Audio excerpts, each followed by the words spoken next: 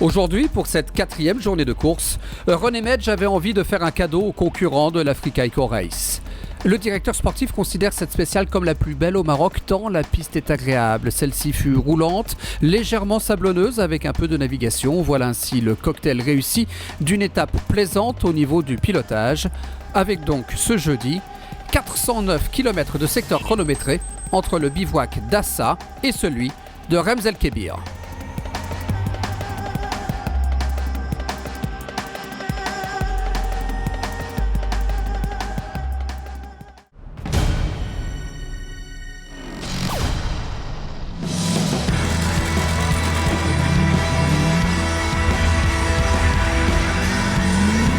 Et on débute avec la catégorie auto-camion, car l'Africa Eco Race est le seul rallye au monde où il existe un classement combiné auto-camion. Les camions, justement, la catégorie est très animée avec pour objectif pour les pilotes donner du fil à retordre à l'impressionnant Kamaz de Karginov. Et c'est un autre Kamaz qui s'est distingué aujourd'hui, celui de Kuprianov qui fonctionne au gaz. Aujourd'hui, il a bénéficié des 2 crevaisons de son compagnon d'écurie pour terminer devant son compatriote. C'était une belle journée. Nous sommes très heureux du résultat. Nous n'avons pas eu à nous arrêter. Nous n'avons pas crevé. Tout au long du parcours, nous avons reconnu des endroits où nous étions passés l'an dernier et on avait eu des crevaisons ici même. Donc nous avons été vigilants. On a réussi notre coup et on pense que nous avons fait un bon résultat aujourd'hui. Effectivement, il boucle cette spéciale en 4h25 et 55 secondes à la 11e place du Scratch. Et en remontant rapidement dans le classement de cette journée, on trouve comme hier dans le top 5 Pascal Thomas. Lui qui a ressorti son casque du placard après avoir annoncé prématurément sa retraite à l'issue de sa 2e place l'an dernier est impressionnant de régularité. Il a crevé à 15 km de l'arrivée, mais rien de grave, il finit 5e. Devant lui, Patrick Siréjol qui boucle cette journée 4e.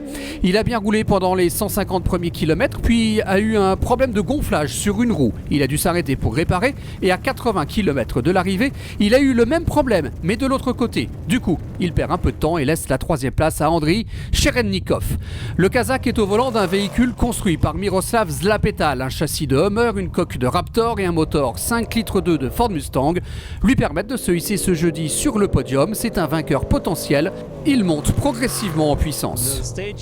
Cette étape fut l'étape la plus intéressante de ma carrière. C'est une vraie étape africaine avec différents espaces, avec plein de choses différentes. Il y a des cailloux, c'était par endroits plus lents, puis il y a eu des montagnes. C'était vraiment parfait.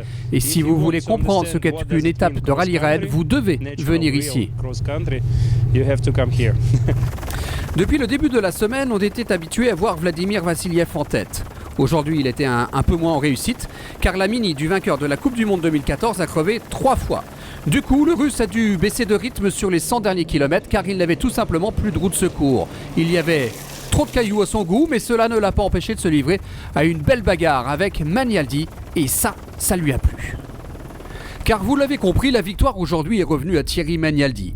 Vainqueur de l'Africa Eco Race en 2014, mais comme copilote de Jean-Louis Schlesser, il peut titiller Vassiliev en Mauritanie. Donc pour lui, l'objectif est de limiter l'écart au général. Le Français était quand même moyennement satisfait de sa journée. Il a encore besoin de prendre tous ses repères afin de ne pas louper des petits embranchements importants sur la piste et de ne pas perdre de précieuses secondes. Il y avait encore pas mal de cailloux aujourd'hui sur la piste. À croire qu'ici, il faut une plantation. Mais bon, on n'en sort jamais, on rentre sur des portions de sable, portions de cailloux, portions de sable, portions de cailloux. Et donc il faut gérer les pneus et tout. Et donc à 150 km d'ici, on a une crevaison lente derrière qu'on a gérée jusqu'ici. Donc on a un peu réduit le rythme. Et voilà quoi, donc la journée s'est pas trop mal passée, on va dire. On récapitule donc le classement de cette journée. Victoire de Manialdi devant Vassiliev et Cherednikov.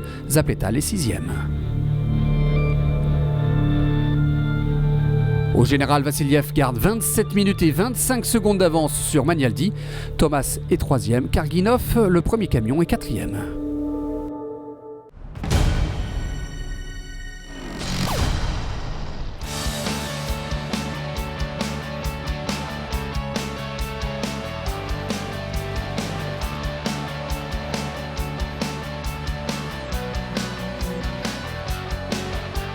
Je suis co-driver à l'équipe G-Energy Team et voilà, ça, je peux vous présenter mon bureau de travail pour Africa Race.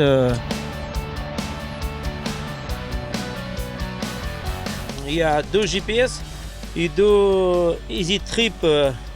Avec Easy Trip, normalement, on fait les mesures pour les distances et GPS, c'est pour vérifier les positions qui donnent des formations au waypoint, aux distances cibles. Normalement, moi, j'utilise que les total GPS.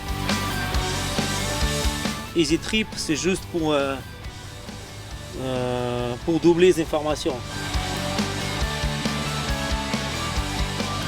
Les deuxièmes GPS, encore j'utilise pour vérifier le cap. S'il y a la longue distance des caps, ça marque le cap et c'est vraiment utilisable, GPS et le cap.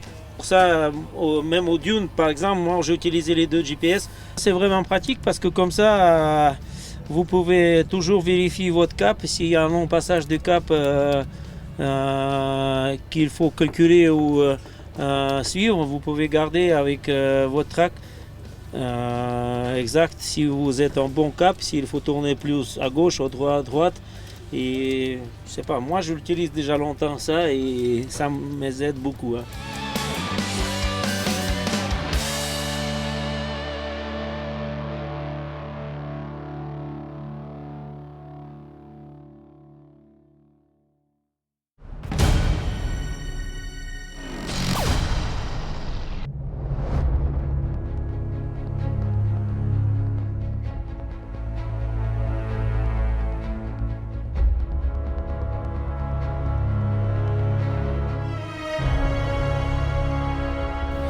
On passe maintenant sur 2 roues, avec une spéciale très roulante, mais où il fallait bien entendu se montrer très attentif et vigilant pour ne pas partir à la faute. Concentration donc de rigueur pendant plus de 400 km pour les rescapés de l'Africa Eco Race. Et parmi les plus concentrés, le russe Dmitry Agoshkov. Comme hier, il boucle la journée en 5e position. Agoshkov s'était illustré l'an dernier sur le rallye en terminant dans le top 10. Il confirme cette année et il faudra le surveiller au fil des jours. Agoshkov finit derrière Palander sous le Valsetter, mais le Norvégien a le moral dans les chaussettes depuis 4 jours. Lui qui avait survolé les 2 dernières éditions a lourdement chuté sur une pierre dans un virage au kilomètre 305. Il ne s'est pas fait mal, mais il a perdu de précieuses minutes. Ce soir, il finit la spéciale à la 4e place, à plus de 27 minutes du vainqueur Sella, à qui il a demandé sur le tour de la plaisanterie s'il n'avait pas besoin d'un manager. Celui qui impressionne également depuis le début du rallye, c'est le Marocain Harit Gabari, qui fait preuve d'une incroyable régularité lui aussi. Sa machine tourne comme une horloge. Il a toutefois dû faire face sur cette 4e spéciale à un problème bien spécifique. Son indicateur kilométrique est tombé en panne, donc difficile pour lui ensuite de se caler avec le roadbook. Il perd au total 10 minutes pour réparer et ainsi pouvoir repartir. Mais comme hier, il coupe la ligne en 3e position à un peu plus de 25 minutes du vainqueur du jour et près de 12 minutes de Paolo Cecchi. Et l'Italien, lui, a doublé au Valsetter sur un secteur rapide. Normal, sa machine est bien plus puissante, mais il sera maintenant intéressant de voir comment sa Honda, qui affiche près de 60 kg de plus que les KTM, se comportera dans le sable en Mauritanie. Je suis content, j'ai fait une bonne étape. J'ai sûrement la limite de la moto lourde, mais elle roule bien. Je vois avec Pal qu'aujourd'hui aussi je l'ai passé, je l'ai doublé. Et donc la moto va bien et le pilote aussi. Et il y a les jeunes Jev qui est très vite, très rapide. Et donc on voit les prochains jours qu'est-ce qu'on peut faire.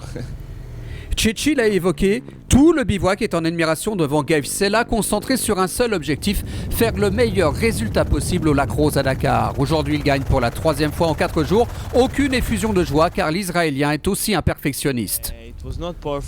Aujourd'hui, ce n'était pas parfait. J'ai fait des erreurs de navigation, j'ai eu quelques problèmes à trouver la bonne piste et le bon cap. Et puis, je suis aussi tombé.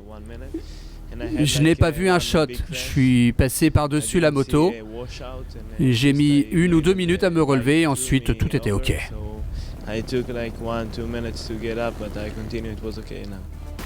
On récapitule donc le classement de cette journée. Victoire de Sella comme hier devant Cecchi et Gabari où le Valsetter est 4e. Au général, Gabe Sella accentue son avance sur Cecchi pour désormais reléguer l'Italien à 1h 4 minutes et 22 secondes où le Valsetter est à 1h35. L'image du jour, elle est signée ce jeudi Thierry Manialdi. Le rallye raid, c'est de la vitesse, mais parfois il faut aussi savoir avoir des talents d'équilibriste pour ne pas partir à la faute. Voilà, c'est tout pour aujourd'hui. Demain, place à la 5e spéciale qui sera écourtée de 185 km en raison d'inondations dans la région de l'Aïoun. Et maintenant, on se quitte avec les plus belles images de la journée. À demain, ciao!